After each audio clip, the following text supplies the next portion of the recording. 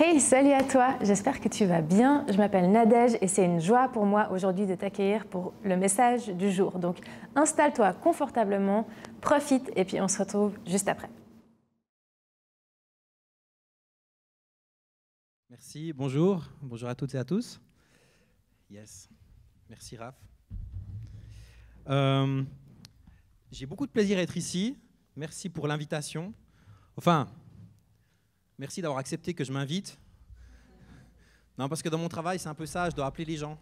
Puis leur dire, ça vous dirait de me laisser la place pour prêcher un dimanche matin? En général, c'est difficile. Mais cette fois-ci, c'était facile. Je ne sais pas si c'est parce que Yves est un ami ou bien... Je sais pas, en tout cas c'était cool, merci beaucoup. J'apprécie d'être ici. Je crois que c'est encore un petit peu les vacances ici dans le canton de Vaud, sauf erreur. L'école reprend... Ah ben voilà, ça va. Nous ça fait une semaine déjà, je viens du canton de Neuchâtel, comme mon accent l'indique parfois. Avec ma femme, on a 3 enfants. J'aime beaucoup les enfants. Je ne sais pas pourquoi quand je regarde dans le rétroviseur de ma vie, j'ai toujours eu des enfants autour de moi, soit qui me sautent dessus pour une raison que j'ignore, soit parce que je suis moniteur dans un camp, j'étais impliqué aussi dans les fabricants de joie, pour ceux qui connaissent, il y avait des groupes locaux, il y a d'ailleurs un gros groupe ici à Lausanne. Donc maintenant je travaille pour l'ONG Compassion à mi-temps, et l'autre mi-temps je travaille dans une école Montessori à Neuchâtel. On dirige une école avec ma femme, ma belle-mère, et puis les trois sœurs de ma femme aussi. Donc en fait, c'est un business familial. Donc c'est assez cool. Et on est obligé que ça marche parce que sinon, il n'y a plus de cadeaux de Noël si on fait faillite. Bref, c'est une petite remarque comme ça. Pourquoi j'ai dit ça, je ne sais pas. Yes. Et du coup, ce matin, l'objectif, ce serait je vais vous apporter un message par rapport au cœur de Dieu pour les pauvres. Et puis ensuite, je vous donnerai un exemple de comment vous pourriez mettre ça en pratique dans votre vie en présentant compassion. Et je suis bien conscient qu'il y a 1000 façons de se battre contre la pauvreté dans le monde. Et moi, je travaille pour une ONG qui se bat d'une manière, et il y a plein d'autres façons de faire. Loin de moi l'idée de vous dire arrêtez de soutenir votre propre ONG, c'est pas ça.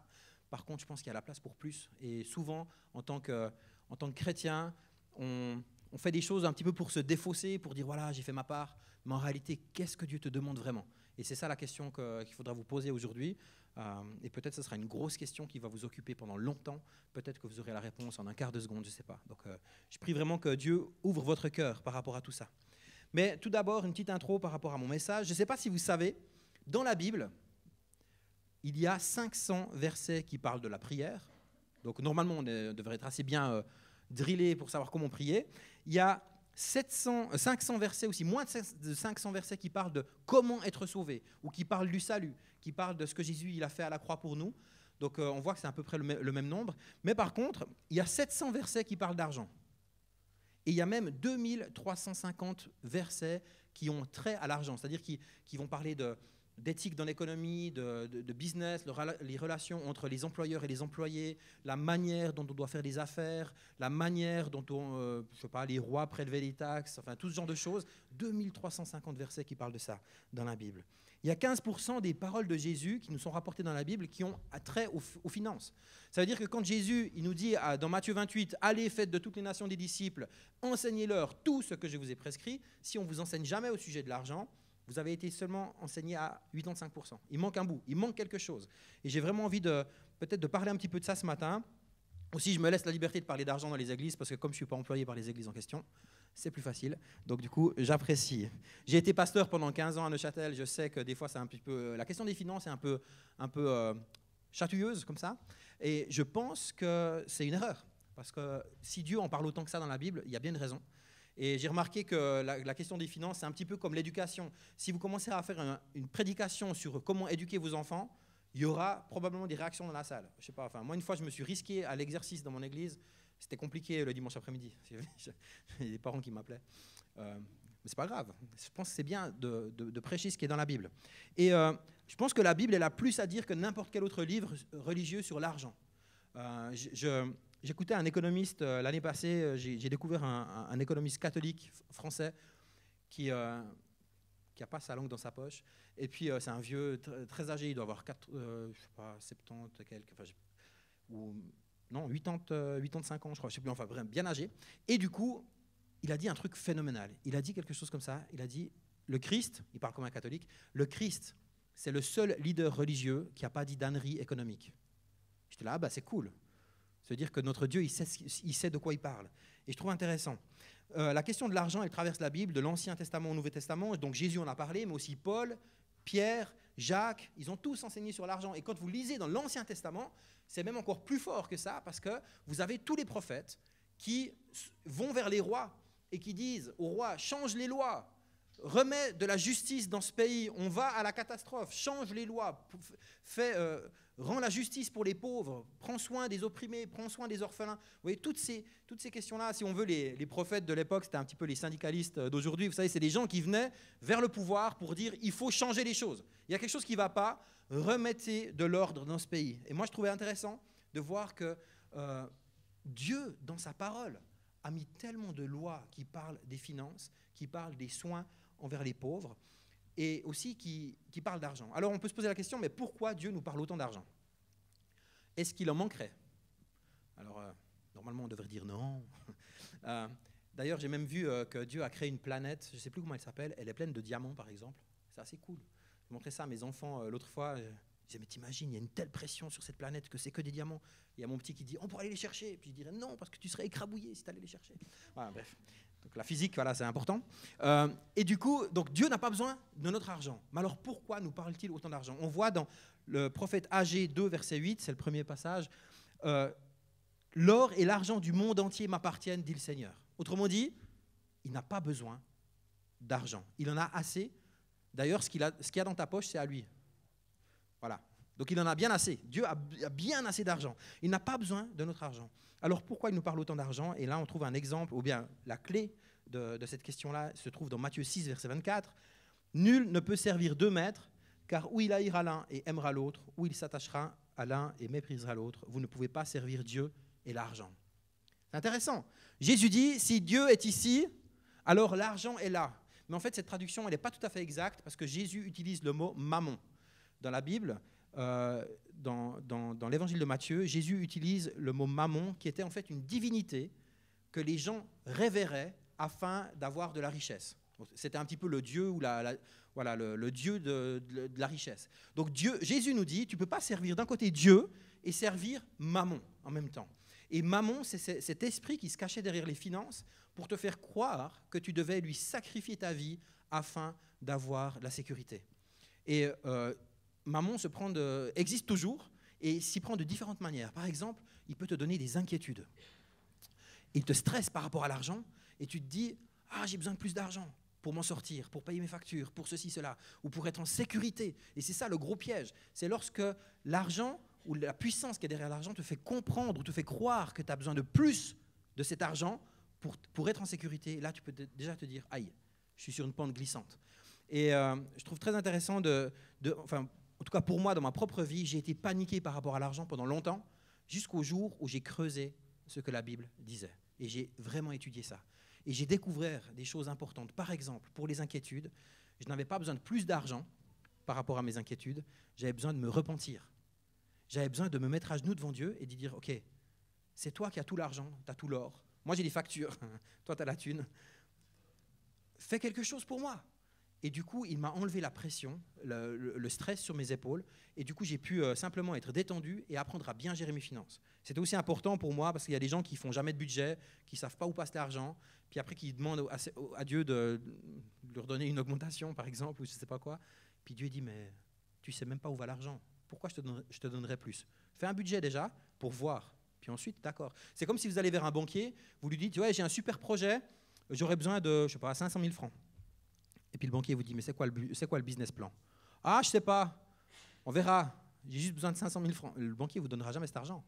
Et j'ai l'impression que Dieu est un peu la même chose, il est tout à fait d'accord de nous bénir d'un point de vue financier, mais on doit savoir là où on en est et de savoir comment on doit utiliser notre argent. Autrement dit, Dieu n'a pas besoin de notre argent parce que tout lui appartient, mais par contre, il y a un problème au niveau du cœur.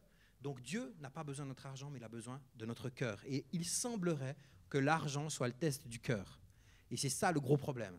Parce que la plupart des gens, ils sont prêts à tout donner au Seigneur, sauf le porte-monnaie. Et j'avais vu une fois une image humoristique, c'était un gars qui se fait baptiser, puis il a juste son porte-monnaie en dehors de l'eau. Puis tout le reste, il est d'accord de baptiser tout le reste, mais juste pas la thune. Et là, il y a un problème. Et je pense que Dieu, il a vraiment envie de nous challenger par rapport à ça. Donc le thème de mon message ce matin, il y a une petite intro sur l'argent, mais c'est vraiment le cœur de Dieu pour les pauvres. Et d'ailleurs, c'est mon premier point.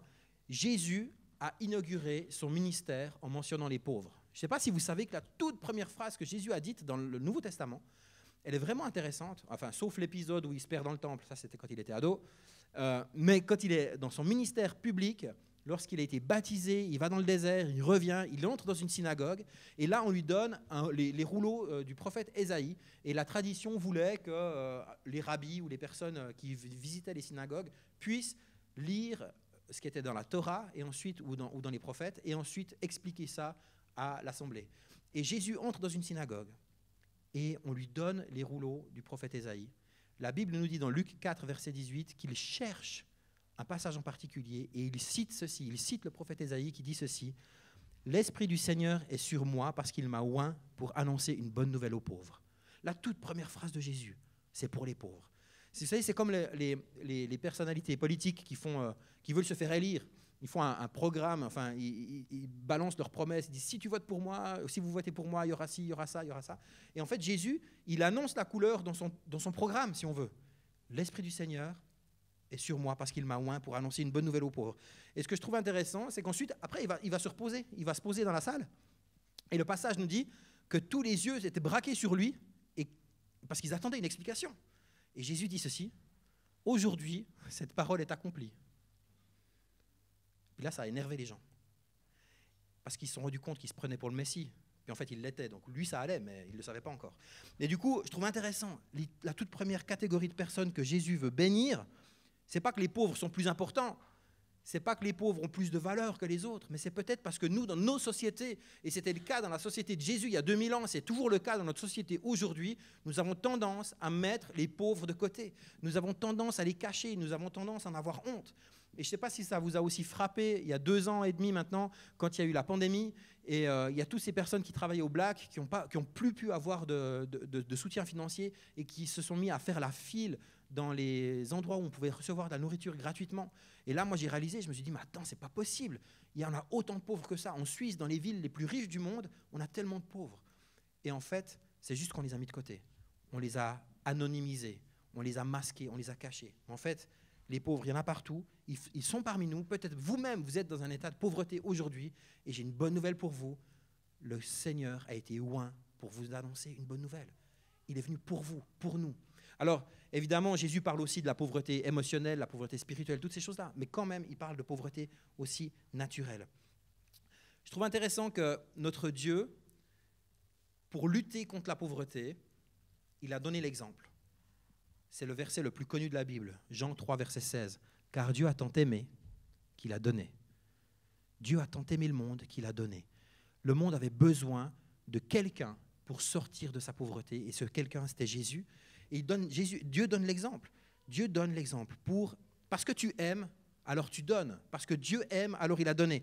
Vous savez, on peut faire des dons sans amour. C'est possible de donner pour corrompre, par exemple. Ou de donner pour influencer, pour manipuler. Il y a différentes motivations pour donner. Mais lorsque vous aimez, forcément vous donnez. C'est impossible d'aimer sans donner. Impossible. Comme je disais avant, on a 3 enfants à la maison. Ce matin, ils ont voulu déjeuner. On en a un de 11 ans qui déjeune bien, vous savez, ils ont fait un stage. Et puis, à la fin du déjeuner, je ne leur ai pas dit, bon, ça fera 3 francs par personne. Vous ne faites pas ça. Enfin, je ne sais pas, ceux qui sont parents, vous ne faites pas ça. Parce que vous aimez, vous donnez. Vous savez qu'ils vont les servir de toutes les céréales que vous aimez bien. Ils vont taper dans le Nutella, dans le beurre de cacahuète, ce genre de trucs. Vous savez que vous devrez aller faire les courses la semaine prochaine. C'est normal. Ça fait partie de la vie, n'est-ce pas? Parce que vous aimez, vous donnez. Ou c'est comme si vous invitez à la fin du culte ici ce matin, et puis vous allez manger ensemble, ou bien vous invitez quelqu'un chez vous pour manger, puis après vous lui dites, bon, ça fera 30 francs pour la viande. Vous ne faites pas ça. Vous n'avez plus d'amis après. Ou alors vous êtes végétarien, je ne sais pas. Mais en tout cas, vous n'allez pas faire ça. Vous n'allez pas taxer de la thune à vos amis parce qu'ils viennent manger à la maison. En général, ça ne se fait pas. Peut-être que vos amis, ils ont envie de vous encourager, de vous bénir, et ce sera peut-être un don de leur part, mais ce n'est pas vous qui allez leur réclamer de l'argent, en général. Sinon, c'est un peu compliqué, les relations. Et je trouve intéressant que lorsque nous aimons, nous donnons. Et un jour, il y a un jeune homme riche, très riche, qui vient vers Jésus et qui lui dit, écoute, j'aimerais avoir la vie éternelle. Et Jésus lui dit un truc intéressant, il lui dit, tu sais, qu'est-ce qui est marqué dans la Bible? Il lui cite après les 10 commandements, et puis le jeune homme riche, il dit, mais je fais ça depuis ma tendre enfance. Alors peut-être qu'il se prenait un peu pour un... Je ne sais pas. En tout cas, il avait l'impression qu'il suivait la loi. Et dans Marc 10, verset 21, Jésus lui répond quelque chose d'extraordinaire. Il lui dit ceci. Jésus, l'ayant regardé, l'aima. Donc première chose, Jésus aime cet homme. L'ayant regardé, l'aima, puis il lui dit, il te manque une chose, va, vends tout ce que tu as, donne-le aux pauvres, puis tu auras un trésor dans le ciel, puis viens et suis-moi. Waouh! Donc premièrement, Jésus aime cet homme. Deuxièmement, Jésus identifie le problème de cet homme, mammon. Il y a trop de mammon dans ta vie. Tu as un mauvais rapport aux finances. Du coup, je vais te donner un bon conseil. Mon meilleur conseil, c'est que tu utilises le système du monde qui est acheter et vendre. Donc tu vends tout. Ensuite, tu investis dans le système du royaume de Dieu qui est donner et recevoir. Donc tu donnes tout. Ensuite, tu auras un trésor dans le ciel. Ça, on pourra en reparler. Tu as un trésor dans le ciel. Puis ensuite, tu viens et tu me suis. Et je trouve intéressant que pour contrer l'influence de mammon dans la vie de cet homme, Dieu lui demande de donner. Et peut-être que pour vous, c'est la même chose. Peut-être que vous avez vous-même géré la question de mammon autrement. Je peux vous dire un truc, c'est que si vous ne vous intéressez pas à mammon, c'est risqué parce que lui s'intéresse à vous. Et un jour ou l'autre, vous aurez à prendre des décisions, à faire des choix, à choisir votre allégeance, à décider que vous donnez toute votre allégeance au Seigneur plutôt qu'à mammon. Et ce choix, il peut venir d'une façon massive dans votre vie, ou bien alors par petites touches, tous les jours de votre vie, tous les mois lorsque vous payez vos factures, vous savez, ou bien toutes les fois que vous devez être généreux, toutes les fois que vous devez dépenser de l'argent, toutes les fois où vous devez en gagner. Quelles sont vos motivations? Qu'est-ce qui se passe au niveau de vos émotions? C'est important, très important.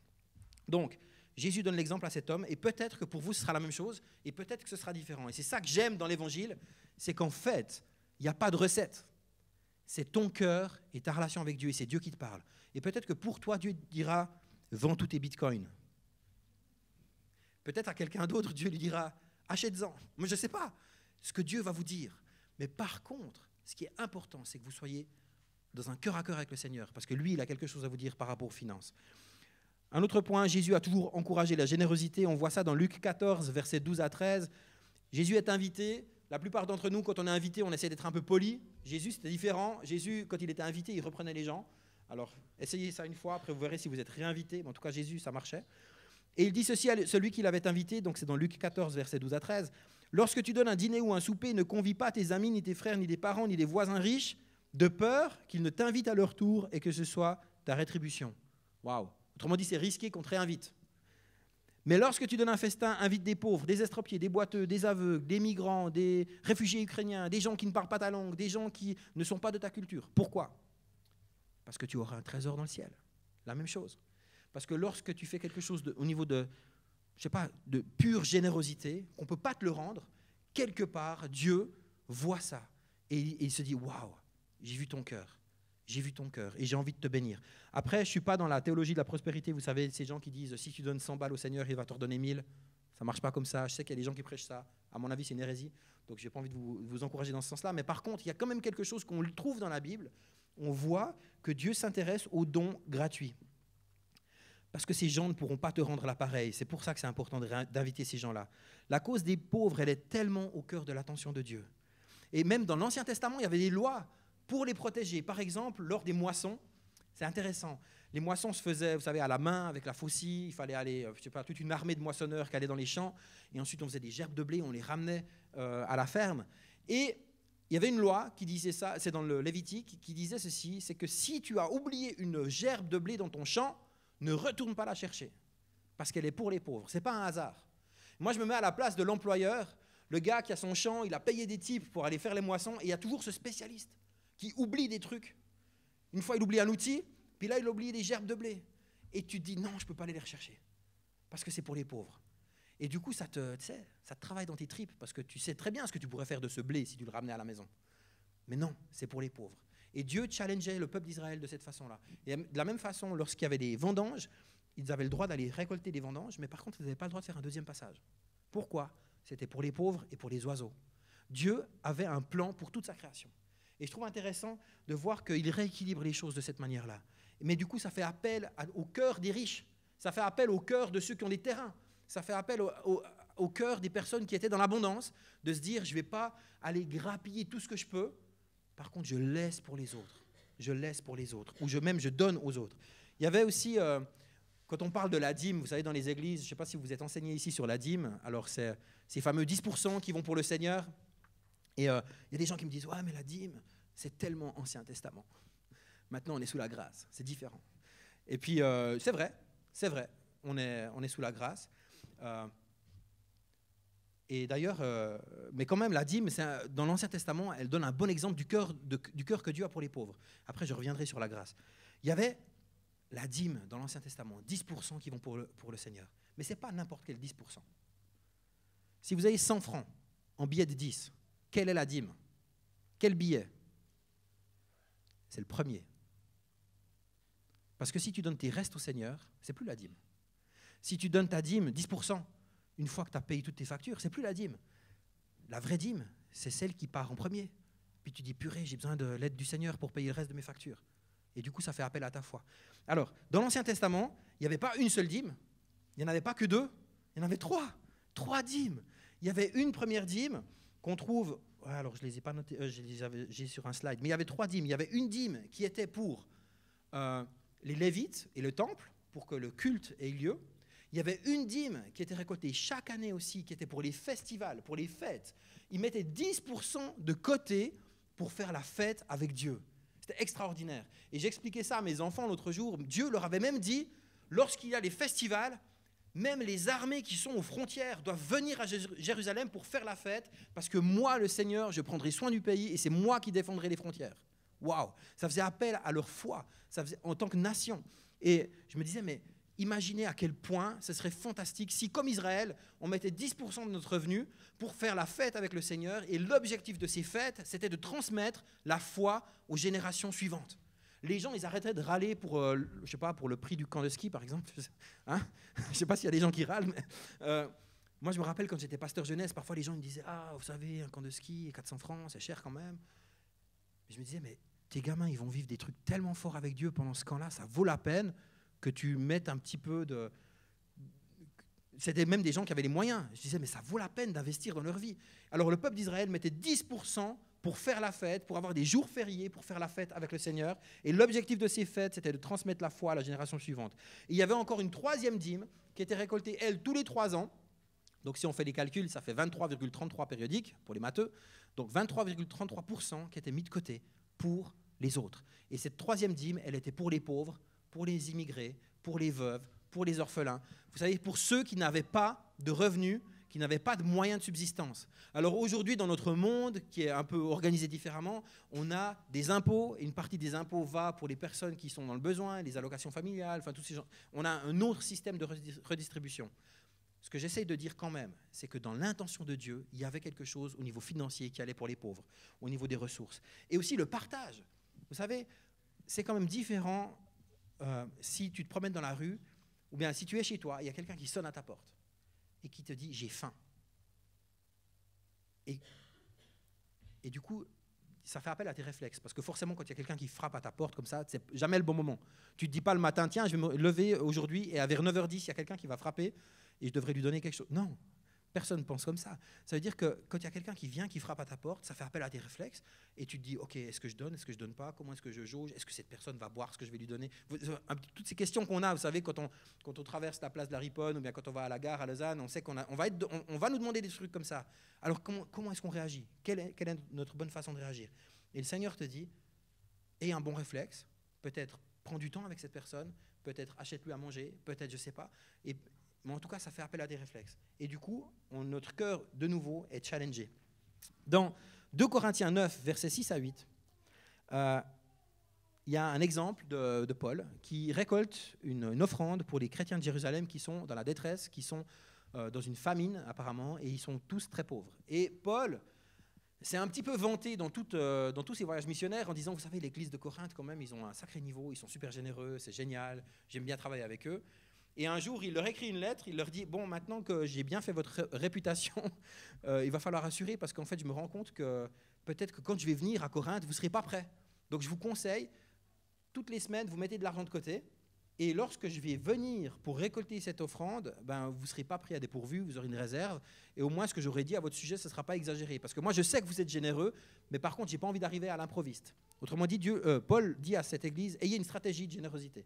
Et il dit ceci, parce qu'après, il se rend bien compte que ça peut être très manipulateur, cette façon de faire. Et il dit ceci, en effet, celui qui sème peu, moissonnera peu, celui qui sème en abondance, moissonnera en abondance. C'est un principe qu'on trouve dans la Bible, en fait, Que chacun donne comme il l'a résolu dans son cœur, sans tristesse ni contrainte, car Dieu aime celui qui donne avec joie. Et ce verset est fantastique. Sans tristesse ni contrainte. Autrement dit, quand il y a quelqu'un qui fait appel à toi au niveau de tes finances, si tu as de la tristesse ou de la contrainte, c'est déjà un premier signe pour te dire « Attends, je vais y réfléchir. » D'accord ? Parce que si vous êtes sous pression, manipulé, c'est pas bon. Mais par contre, si tu sens que c'est juste, que le Seigneur t'invite à être généreux, c'est pas bon non plus de râler et de ralentir. Vous voyez un petit peu. Donc il faut vraiment être proche du Seigneur, proche de son cœur. Et Dieu a le pouvoir, c'est la suite, verset 8, Dieu a le pouvoir de vous combler de toutes sortes de grâces, afin que possédant toujours à tous égards de quoi satisfaire à tous vos besoins, vous ayez encore en abondance pour toute œuvre bonne. C'est le plan du Seigneur. Dieu veut que tu sois généreux, mais qu'en plus, tu aies suffisamment pour encore avoir assez pour tes besoins, tu sois dans l'abondance, mais que tu puisses investir dans les œuvres bonnes. Avant, tu parlais de Empart, qui implante des milliers d'églises dans le nord de l'Inde, là où les gens se font massacrer lorsque ça se passe mal. Ces gens ont besoin de finances aussi pour implanter les églises, pour être soutenus. C'est important. Et il y a plein d'œuvres à gauche, à droite, comme ça. Je vous parlerai de compassion aussi dans quelques minutes. Mais il y a peut-être aussi dans votre quartier. Peut-être que vous-même, en tant qu'église, vous avez des projets. C'est important de mettre de l'argent de côté pour ces gens-là. Parce que lorsque nous semons avec abondance, nous moissonnons aussi avec abondance. Et le Seigneur t'invite aujourd'hui à mettre de l'ordre dans tes finances, à te séparer de mammon qui te met une pression, qui te fait croire que tu n'as jamais assez, et qui te dit, écoute, investis dans mon royaume. Et moi, j'aurai aussi un trésor pour toi en abondance. Alors, par rapport au trésor, je trouve intéressant. Vous savez, dans ma vie d'avant, j'essayais de réfléchir un petit peu à quelle serait la vie éternelle. Et puis je m'imaginais dans un espèce de truc communiste, tout blanc, tout le monde est exactement pareil, habillé pareil, tout le monde chante Alléluia toute la journée. Et puis je trouvais ça très très ennuyeux en fait. Jusqu'à ce que je réalise qu'en fait Dieu a forcément prévu l'éternité mieux que la vie d'aujourd'hui. Et quand on voit le monde dans lequel on est, avec toutes les... Je ne parle pas de tout ce qui se passe mal, mais quand ça se passe bien, toute la beauté de ce monde, je me dis c'est pas possible que Dieu ait prévu quelque chose de moins bien. Et Dieu, apparemment, a prévu des activités, du travail. Pour info, le travail, c'était avant la chute. Donc, probablement, il y aura le travail aussi dans l'éternité, mais un travail qui ne sera pas pénible, un travail qui nous donnera peut-être aussi de la gratification. Et Dieu a prévu aussi un système de gouvernement dans la vie éternelle. D'ailleurs, Jésus en parle dans ses paraboles, lorsqu'il parle de la fin des temps, où il parle de récompenses, de gens qui vont recevoir le gouvernement d'une ville, 2 villes, 10 villes. Il donne ces exemples-là. À un moment donné, Paul parle dans 2 Corinthiens que l'œuvre de ta vie, c'est un peu comme une maison que tu fabriques et qui va passer au travers du feu, le feu du jugement.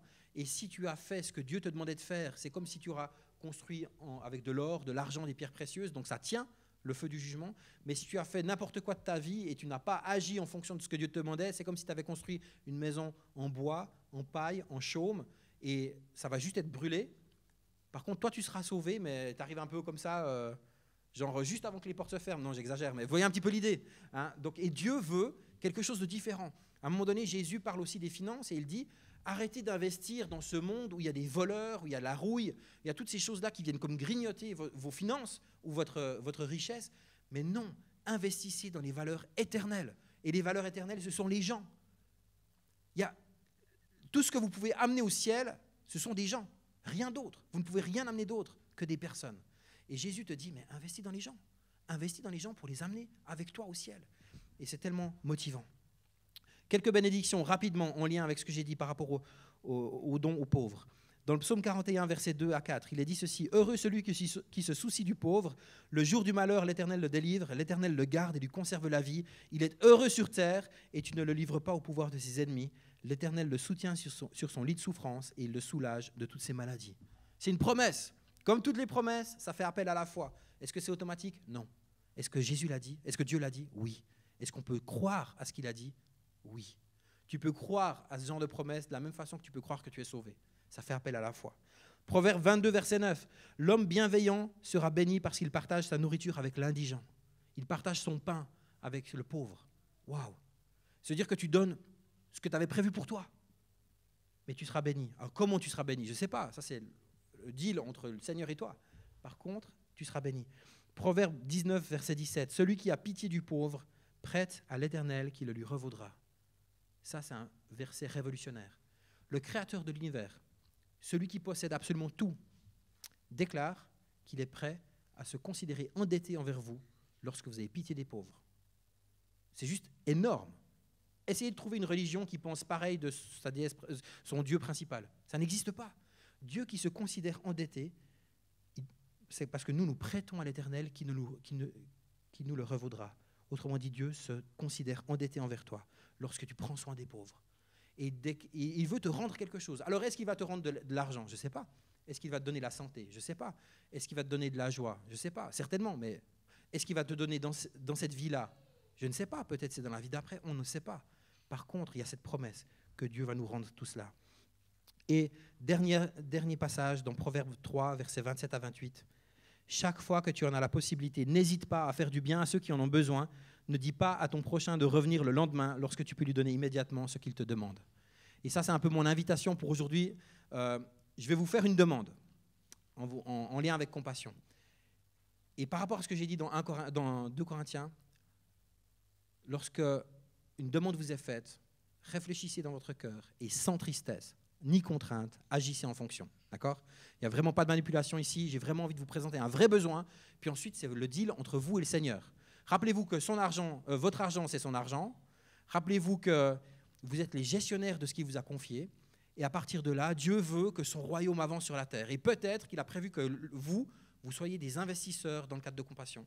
Peut-être qu'il vous a prévu autre chose. Ça, c'est à vous de réfléchir. Moi, je n'ai pas envie de vous mettre la pression. Mais par contre, si vous fermez votre cœur, là, il y a un problème. D'accord? Alors, compassion en 2 mots. Ouais, alors ça, c'était la transition, désolé. La compassion en 2 mots. Le but de compassion, c'est de libérer les enfants de la pauvreté au nom de Jésus. Des fois, il y a des gens qui nous disent « Mais pourquoi vous avez dit au nom de Jésus ?» Parce que franchement, si vous n'aviez pas mis Jésus dans le titre, peut-être que vous auriez reçu de l'argent de la Confédération. C'est vrai. Le problème, c'est qu'on sort de la pauvreté avec Jésus. Alors, pourquoi on enlèverait, hein? Pourquoi? S'il suffisait d'avoir des milliards pour sortir de la pauvreté, ça ferait déjà longtemps que ce serait réglé. Parce que les milliards, on en a mis, hein? Ça n'a pas suffi. Autrement dit, il y a un problème au niveau du cœur. Et c'est là aussi qu'on veut agir, nous, avec compassion. Compassion existe depuis 70 ans. Et l'idée, c'est de travailler avec des églises locales dans les pays du Sud, là où, dans les quartiers vraiment pauvres, et de former le staff de ces églises et de leur dire, écoutez, on vous propose, on vous forme, on vous finance, vous prenez soin des enfants. Une fois par semaine, vous avez des enfants sur des listes parce que vous avez visité le quartier. Une fois par semaine, ces enfants viennent au centre, vous prenez soin d'eux comme dans un centre jeunesse, hein, dans un centre aéré, je ne sais pas comment on peut appeler ça, et vous leur donnez de la nourriture, des vêtements, vous leur donnez des soins médicaux, vous leur donnez des soins émotionnels, vous leur chantez des chansons, vous les encouragez, vous les renvoyez à la maison avec de la nourriture pour toute la famille. Et surtout, vous les envoyez à l'école, parce que ce n'est pas bon que ces gens-là soient illettrés, qu'ils se fassent encore une fois de plus abusés et arnaqués quand ils seront plus grands. C'est important qu'on puisse lever le niveau de la société, et c'est comme ça qu'on peut combattre la pauvreté. Et en fait, on est en partenariat avec 8000 églises dans le monde. On a aujourd'hui 2 200 000 enfants qui sont parrainés par Compassion, par des gens comme vous et moi, qui ont entendu parler de Compassion une fois dans une église et qui décident de mettre de l'argent, 50 francs par mois, pour soutenir un enfant précis. C'est pour ça qu'on a des dossiers avec la tête des enfants. Si vous choisissez un enfant, c'est personne d'autre qui va le parrainer, c'est vous qui allez le parrainer. Et nous, ce qu'on dit aux gens, aux parrains et marraines de Compassion, on leur dit, vous savez quoi? Non seulement vous financez le développement de cet enfant, mais en plus, vous priez pour lui ou pour elle. Parce que c'est important, parce que Dieu doit se révéler dans sa vie. Priez pour que lorsqu'il va dans cette église, qui est un centre d'accueil, il puisse entendre l'évangile et que sa vie change. S'il vient d'une famille musulmane, par exemple, c'est souvent le cas, qu'il puisse être un canal de bénédiction pour sa famille et que toute sa famille se tourne vers Dieu. Et il y a parfois des choses comme ça qui se passent et c'est juste génial. Moi, je ne suis pas un évangéliste, mais j'ai 3 filleuls et je prie pour qu'ils se tournent vers Dieu et que leur famille se tourne vers Dieu. Et si ça marche, j'aurais amené 15 personnes à Jésus. C'est génial. Et ça me motive. Et non seulement on prie pour ces enfants, mais en plus aussi on leur écrit des lettres. Et comment est-ce qu'on fait ça? On a une application sur le smartphone, ou bien vous pouvez vous connecter sur Internet.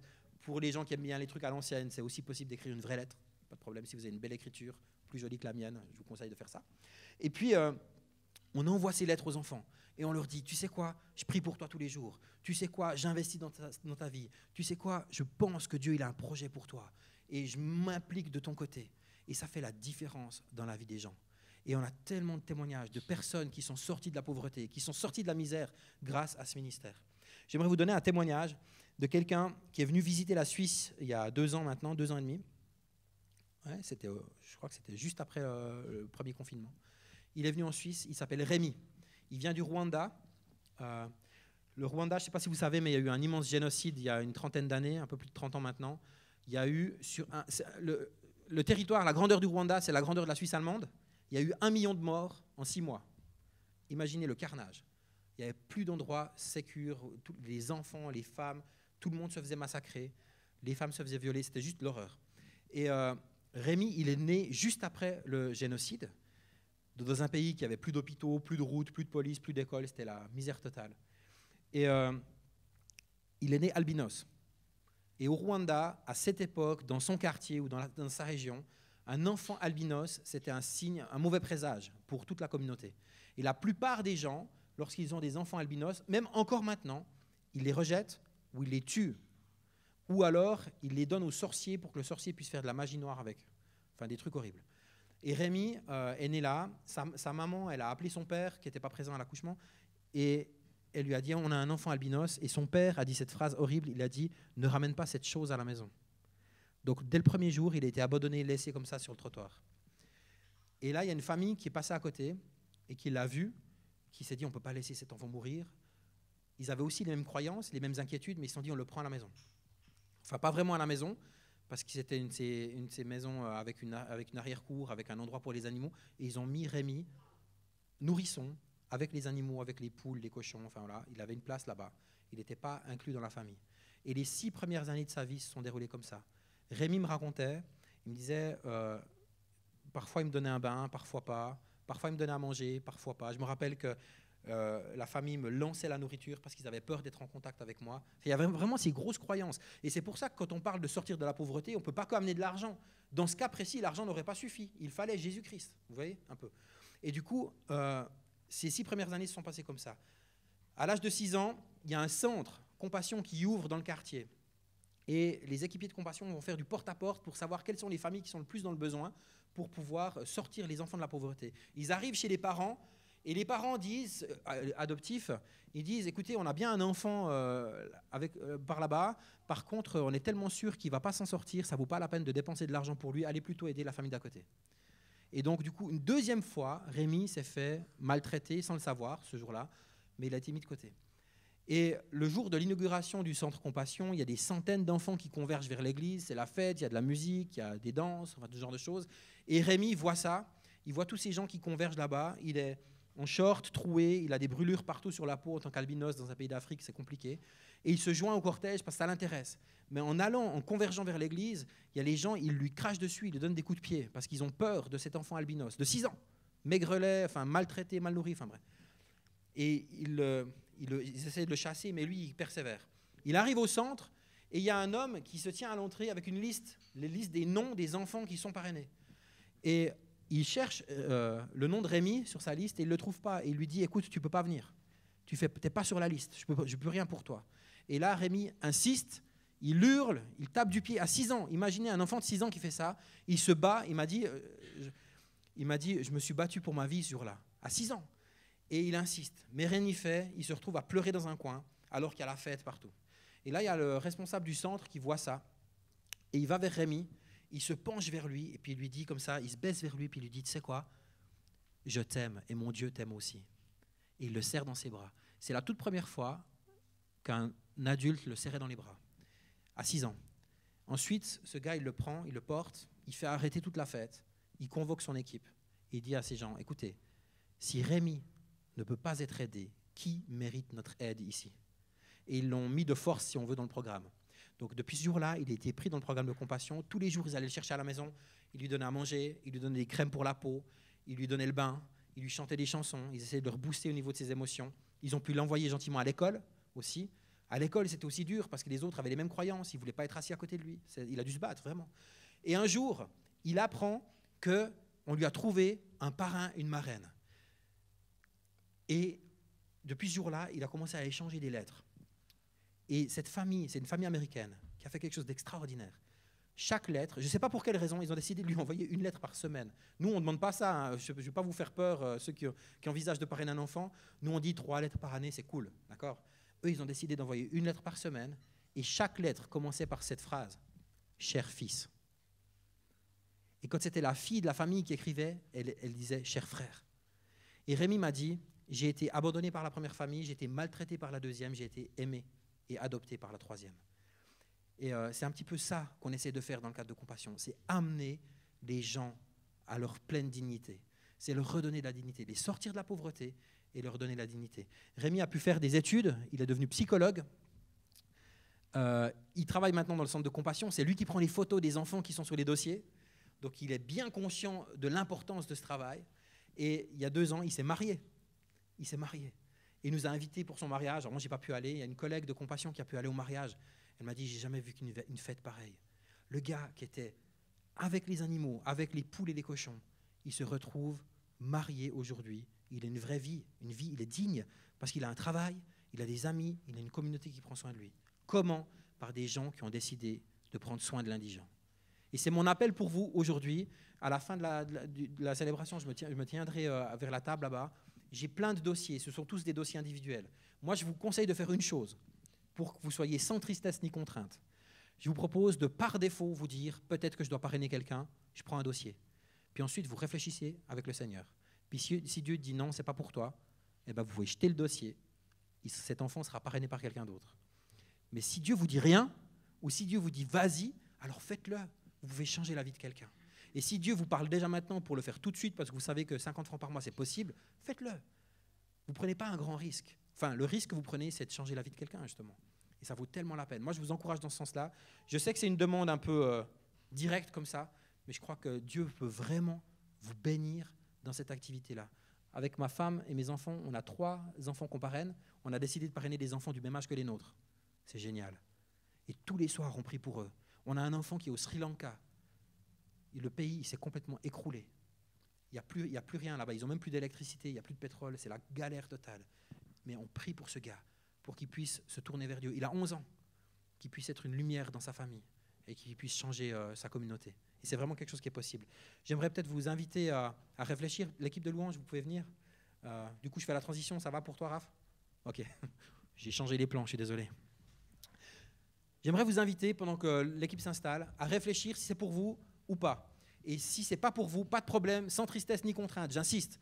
Mais si Dieu vous a parlé ce matin, je suis déjà dans le culte de 17h. Si Dieu vous a parlé ce matin, ça vaut tellement la peine de lui répondre. Seigneur, je te prie pour mes frères et sœurs qui sont ici ce matin, en te demandant que tu puisses toucher leur cœur. Soit que tu puisses leur donner une conviction claire pour ou contre, mais qu'il n'y ait pas cette espèce de « je ne sais pas ». Je te prie pour les personnes qui nous regardent en ligne aussi, que tu puisses les aider à prendre une décision si telle est ta volonté, pour pouvoir parrainer un enfant, décider de faire la différence. Mais si ce n'est pas le cas, si leurs ressources doivent être allouées à quelque chose d'autre ou à un autre projet, parle-leur aussi clairement, Seigneur.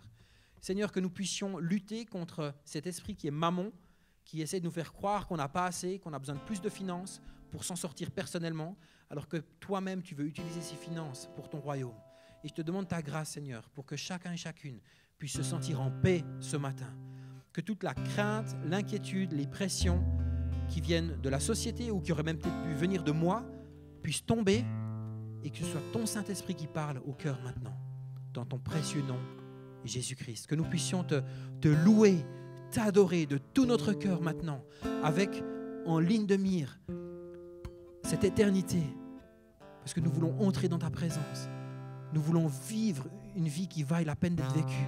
Nous voulons changer le monde autour de nous aujourd'hui. Oh Seigneur, conduis nos cœurs ce matin. Conduis nos cœurs. Amen. Trop bien, merci d'avoir été avec nous. J'espère vraiment que ce message, il t'a parlé, il t'a encouragé ou il t'a donné soif d'aller plus loin. En tout cas, n'hésite pas, sur notre chaîne YouTube, il y a tout un tas d'autres séries, d'autres thématiques qui sont là pour te servir, qui sont des ressources hyper utiles pour toi. Et puis moi, je te dis à une prochaine.